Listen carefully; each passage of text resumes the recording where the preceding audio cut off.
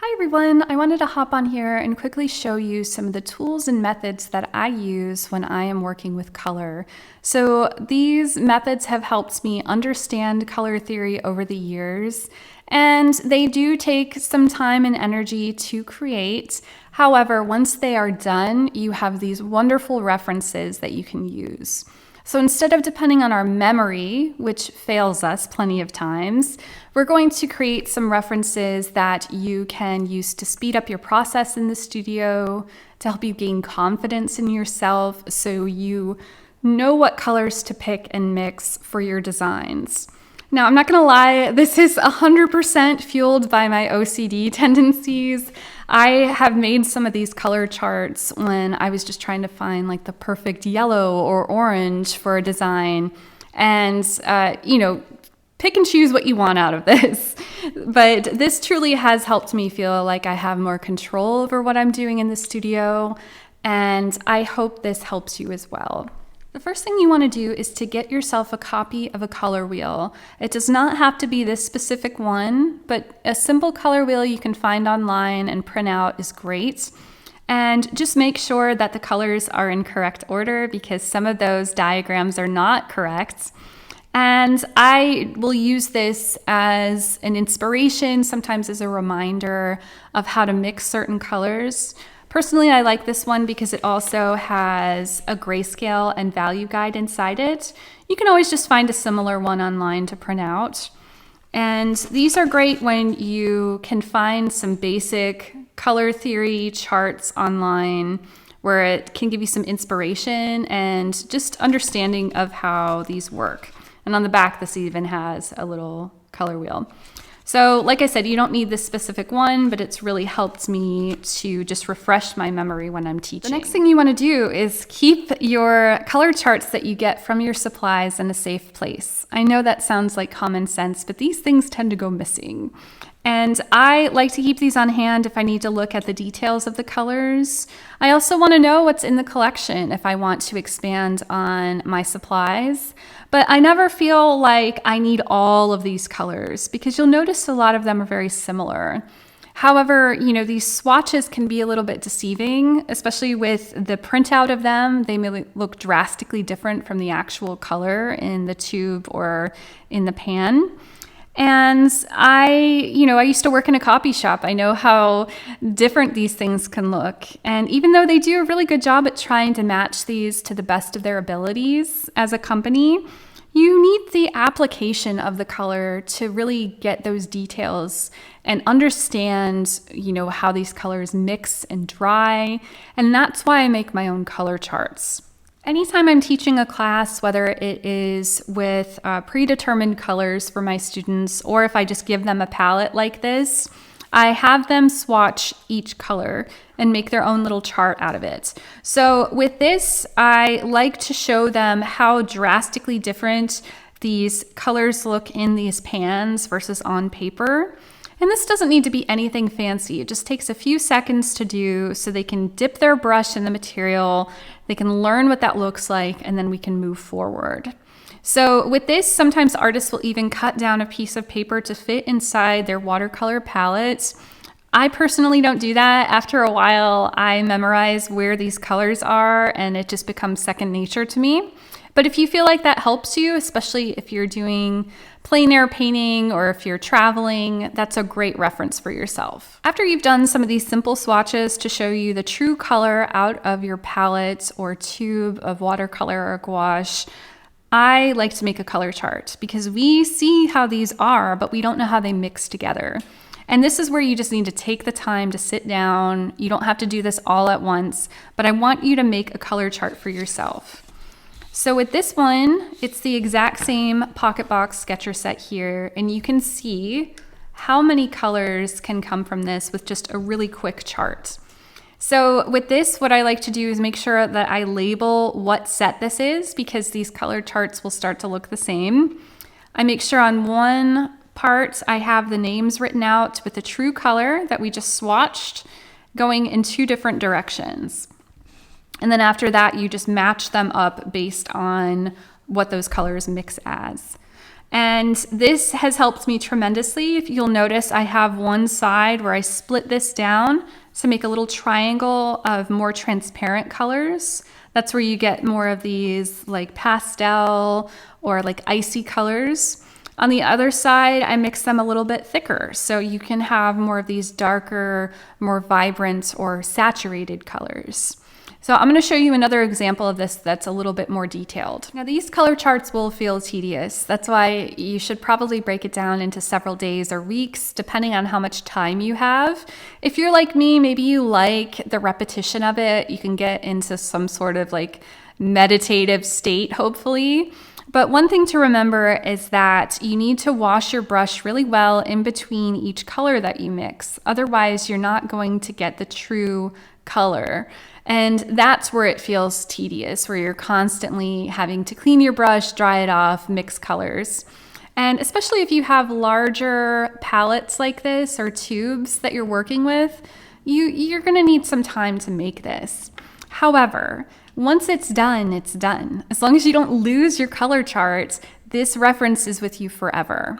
And I'll show you an example of one in progress and how I label it so you can get a good understanding of how I do this.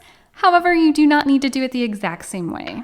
All right, so this is an example of a color chart that I have in progress, and I will just quickly go over how I label this, how I adapt my color swatches so I get the most information out of my charts. And I really hope this helps you just with organizing what you have and gaining confidence in your color theory. So the first thing you need to do is just some simple math to see how many rows and columns that you need to fit on your paper. If your paper is too small, just tape the back of 2 sheets of watercolor paper together and then they can fold in nicely on themselves and you can have a beautiful portfolio. But you might make mistakes too. Maybe you mix the wrong color or it comes out a little bit muddy. You can always cut down a little piece of watercolor paper and glue that over a mistake. So again, this doesn't need to be pretty. This is just a resource for you. So the first things I usually do is I will make a column that has the original color either straight out of the tube or pan. And then in the opposite direction, I will make a row with the same colors. Now you can adapt this if you'd like, where you can water down this color a little bit so you see 2 versions of it. And for this one, I don't have the original color up here. I just have the label. So you can adapt that as well. As long as you know where these things meet, you are good. I will also figure out where these colors are running down the diagonal portion of my chart because they will be the same color. And again, this is where you can also dilute it a little bit if you want to see another version of this color that isn't pre-mixed with anything else. And that way you have this diagonal that's formed. You can have one side where it's a little bit lighter and then one side where it's a little bit more saturated. And you're already seeing a variety of colors instantly. All right, so if I zoom in on my little color chart, I want to show you how I label my watercolors. You don't have to add every bit of information into your color chart.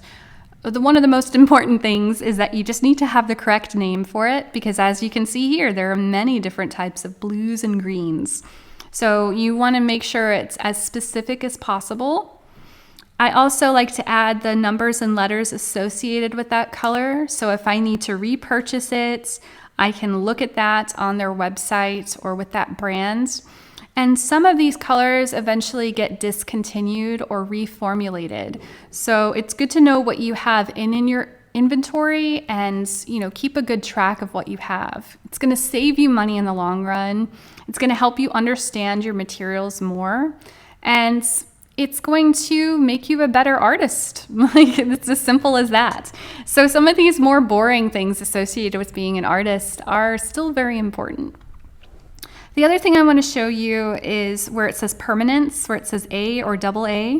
That means the durability and quality of the product. So not all watercolor is created equal. Some of these are more chalky in consistency. Sometimes they have different binders. And when it interacts with your paper or whatever you're painting on, is this going to be good? Like, that's as simple as I can put it. Is it going to last? Is it going to have a chemical reaction? Hopefully not, you know? So if anything is in the A or double A category, that means it's either permanent or extremely permanent, which is very good. There's even ones in category B that you can get away with too. But what I like to tell my clients is that just as a precaution, to try and keep their watercolor originals away from direct sunlight, away from windows if possible. And that will also push against time, because time is never our friends as artists. We're either fighting against it, always needing more of it, and we're also trying to fight to preserve our art, which can be really challenging. So I tell my students to, look for things that are high quality, acid-free, and sometimes you just can't afford those things. So, work with what you have, learn from the material. But if you do get the chance to get good products, try and do that without, breaking the bank. Now, if you want to delve deeper into learning about the individual properties of your watercolors, this may be very helpful for you. And even if you're a beginner and you don't want to go this extreme with delving into color, some of these things are important to pay attention to when you purchase supplies. So I took my scraps of watercolor paper and created a little catalog of what I have in the studio. And this is great because I have some one-offs from people that have given me stuff or from sales, things that came in collections that I don't necessarily reach for. And I just purchased this stamp online that is specific for watercolor. They also have ones that are for color theory, so you might want to check it out if you're interested in that. What I did was use some solvent-based ink to create these swatches. Otherwise, any regular ink will just reactivate with water and just make a big mess. And I like these because there's a few things I want you to pay attention to with it.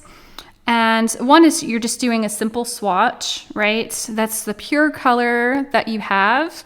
You can also practice with transparency, where you're adding a little bit of water to it to see how you can create new colors.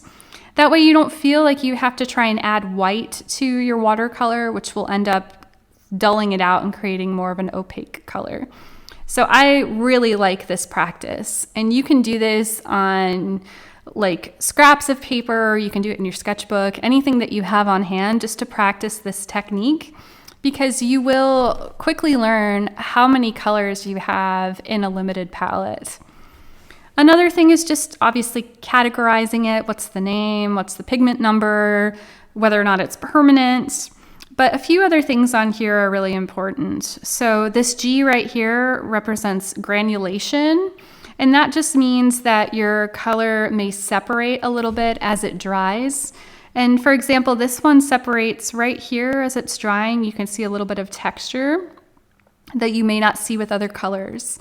And some artists really love granulated pigments because it can create really gorgeous textures if you're doing like landscapes, or if you want something that has this just natural texture to it. There's even ones, I just picked this up the other day, that I haven't even tested yet, but there's ones called super granulation colors.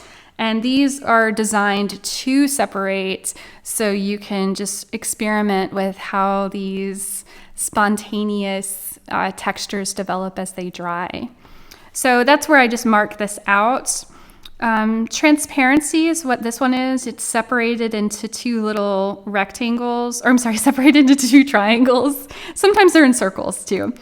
But this is to let you know if something's semi-opaque or transparent. How does this look as it dries? And for example, this yellow right here, this cadmium lemon, is very opaque. And a really good indicator of this is if you just do a black line across your watercolor or across your swatches, and then you can always paint over it later or before you paint. You can see right here, if I zoom in, that this is clearly covering over some of that black. So this is a good indication that maybe I shouldn't glaze with this color. Maybe I should use this in a different way or on a different design. So again, when you know some of the individual properties, you're going to really know what to reach for. Another thing to think about is where it says S. This is also separated into two sections, and S is standing for staining. There's some colors that really stain, like reds and some blues, and it's really important to know if you can lift that color. And that way, if you need to get close to the white of your paper, some of these colors just won't do that.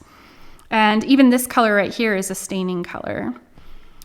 The last thing on here where it says LF, that means if it's light fast, that's whether or not your colors will fade. You know, how long will they last? What will time do to these colors?